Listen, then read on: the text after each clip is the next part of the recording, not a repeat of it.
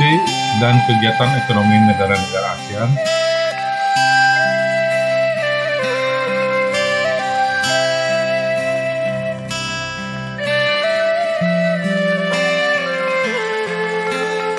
Potensi ekonomi negara-negara anggota ASEAN.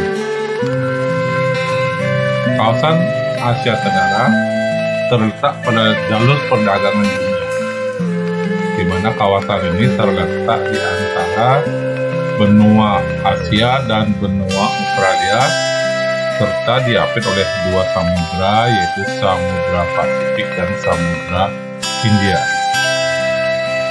Kawasan ini dibilang kawasan yang sangat strategis. ASEAN berperan sebagai wadah untuk menghindari persengketaan yang mungkin akan timbul karena dilihat bahwa kawasan Asia Tenggara merupakan kawasan yang sangat strategis dan juga memiliki sumber daya alam di masing-masing negara yang merupakan kekuatan dari masing-masing negara.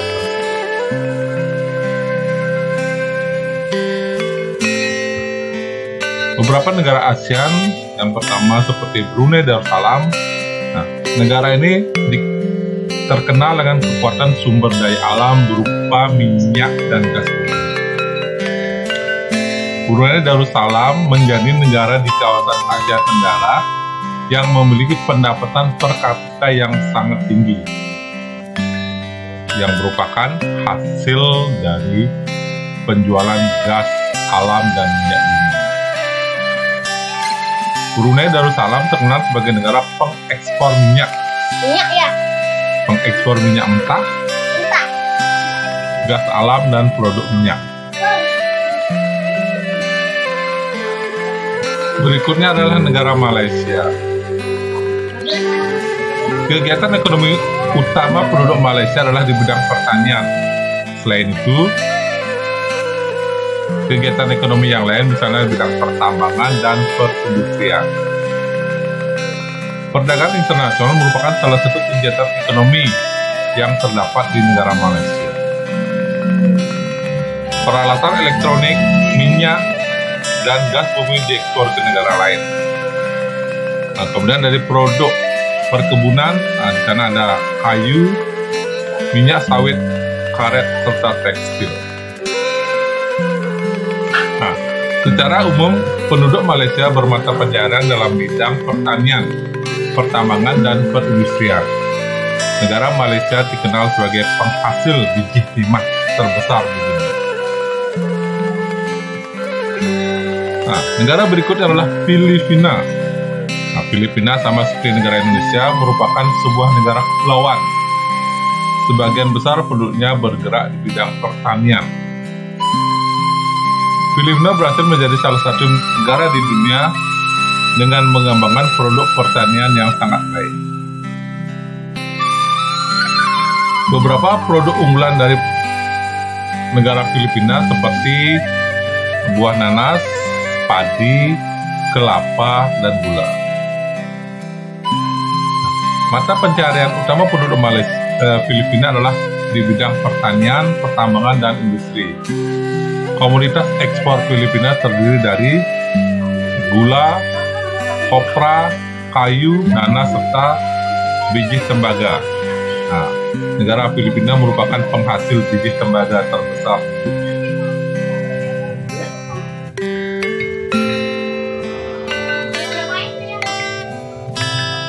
Kamboja.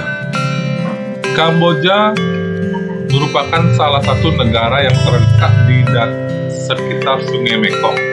Nah, dataran Sungai Mekong terkenal sebagai dataran yang subur, sehingga sebagian besar penduduk Kamboja bermata pencaharian sebagai petani.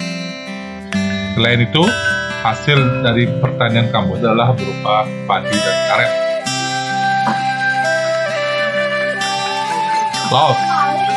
Laos bertetangga dengan Kamboja. Laos juga dilewati oleh Sungai Mekong.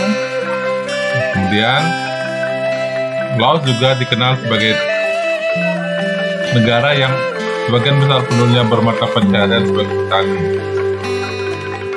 Nah, selain hasil pertanian juga rakyat Laos menghasilkan barang-barang seperti jagung, beras, tembakau, jeruk, dan juga kopi. Negara Laos dikenal dengan julukan negara Developed Country, yang artinya bahwa negara ini tidak memiliki wilayah laut. Myanmar, ya, sama seperti negara yang lain, sebagian besar mata pencarian penduduk Myanmar adalah sebagai petani. Padi merupakan hasil utama di negara Myanmar.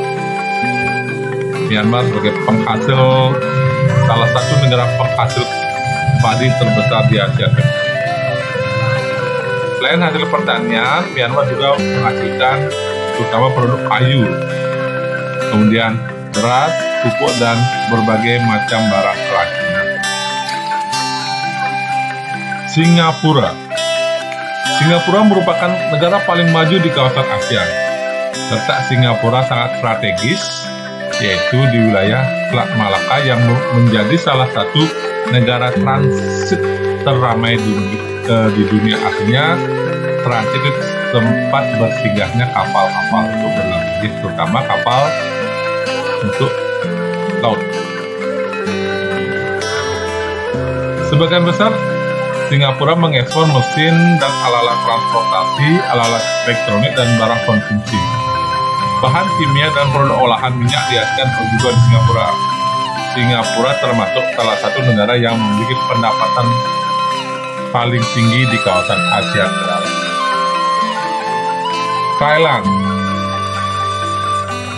Thailand juga sering dikenal sebagai lumbung padinya Asia Tenggara. Memang sebagian besar penduduk di Thailand berprofesi atau bermata pencarian sebagai petani.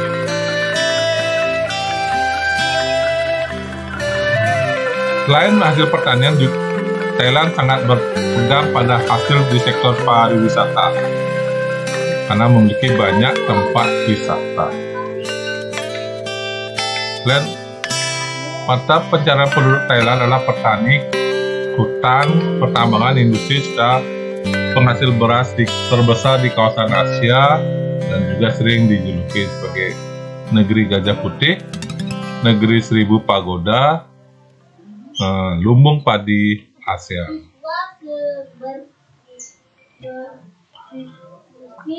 Vietnam. Nah, Vietnam juga sebagian besar penduduknya bermata pencarian sebagai petani. Ya, samping itu juga Vietnam didukung oleh produk di bidang pariwisata. Nah, program sebagian besar penduduk Vietnam adalah pertanian. Padi merupakan hasil utama pertanian di Vietnam. Selain itu juga terdapat industri tekstil, semen, pupuk, kaca, dan juga ban.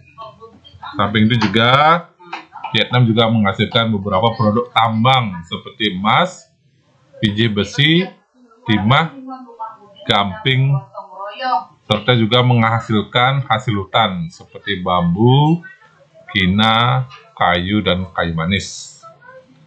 Nah,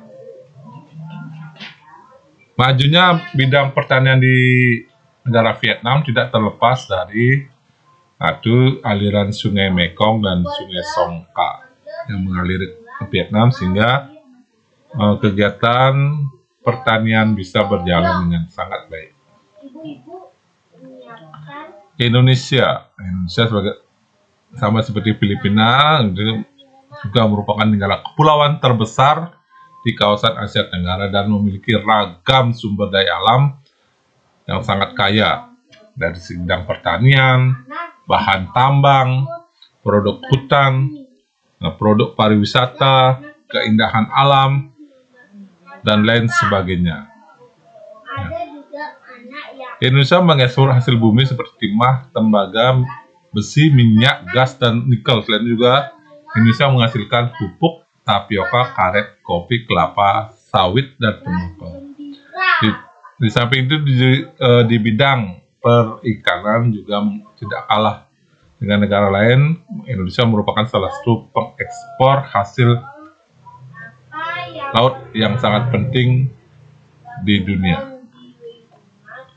Nah, itulah materi tentang kegiatan dan potensi ekonomi kawasan negara-negara di kawasan Asia Tenggara atau ASEAN. Selamat belajar, tetap patuh dan laksanakan protokol kesehatan. Terima kasih. Perhatikan gambar berikut ini.